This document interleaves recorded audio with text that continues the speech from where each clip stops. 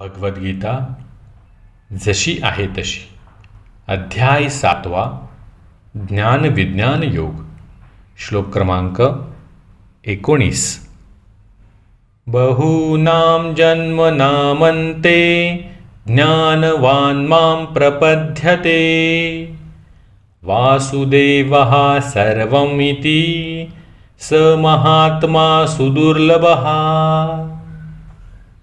शब्दार्थ बहुनाम अनेक, जन्मनाम पुन्हा पुन्हा जन्म आणि मृत्यू, अंते नंतर अंती, ज्ञानवान ज्ञानी, माम मला, प्रपद्यते शरण येतो, वासुदेवः भगवान श्रीकृष्ण, सर्वम सर्व, इति याप्रमाणे, सहा तो, महाआत्मा महात्मा, सुदुर्लभः अत्यंत दुर्लभ।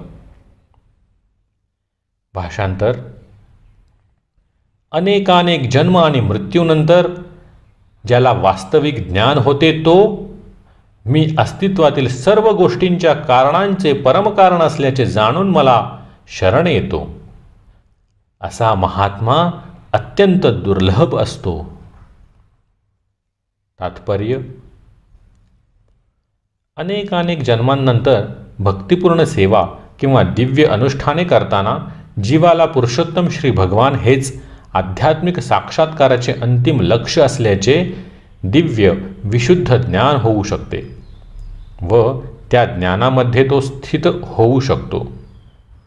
आध्यात्मिक साक्षात्काराच्या प्रारंभावस्थेमध्ये मनुष्य जेव्हा भौतिक आसक्तींचा त्याग करण्याचा प्रयत्न करत असतो तेव्हा निर्विशेष वादाकडे त्याचा थोडासा कल असतो, परंतु जेव्हा तो अधिक प्रगती करतो तेव्हा तो जाणू शकतो की आध्यात्मिक जीवनातही कर्म करणे आवश्यक असते व हे कर्म म्हणजेच भक्तिपूर्ण सेवा होय।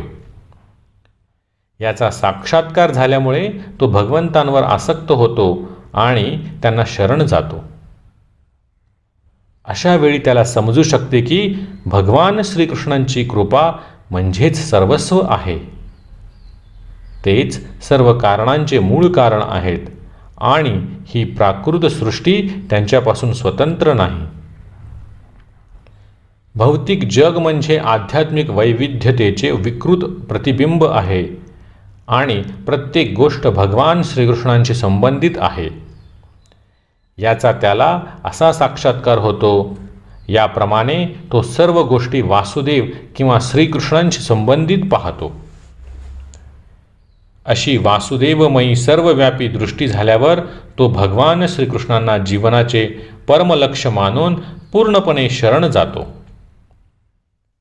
असे शरणागत महात्मे अत्यंत दुर्लभ असतात। या श्लोकाचे विवरण श्वेताश्वतरोपनिषदाच्या 3.14.15 तिसऱ्या अध्यायात अति सुंदर रीतीने करण्यात आले आहे। सहस्रशीर्षा पुरुषः सहस्राक्षः सहस्रपात् स भूमिं विश्वतो वृत्वात्यातिष्ठत् दशांगुलम् पुरुष एवेदं सर्वं यद्भूतं यच्च भव्यम् उतामृतत्वशेषानो यदन्नेनातिरोहति।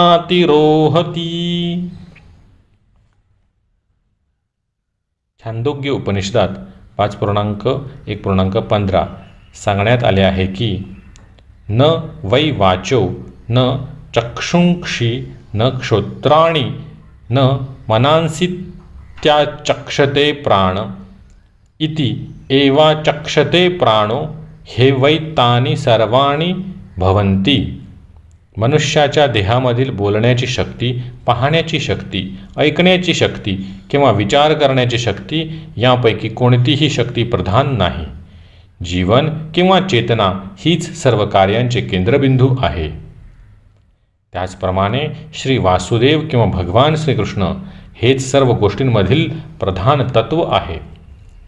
या देहामध्ये बोलण्याची शक्ती, ऐकण्याची शक्ती, मानसिक कार्य करण्याची शक्ती इत्यादी शक्ती आहेत, पण या शक्ती जर भगवंतांशी संबंधित नसतील तर त्यांना काहीच महत्त्व नाही। वासुदेव हे सर्वव्यापी आणि सर्व काही असल्यामुळे भक्त पूर्ण ज्ञानाने युक्त होऊन त्यांना शरण जातो. संदर्भ श्रीमद भगवद्गीता 7.17 आणि 11.40. श्लोक क्रमांक 19 समाप्त. हरे कृष्ण कृष्ण कृष्ण हरे हरे, हरे राम राम राम हरे हरे.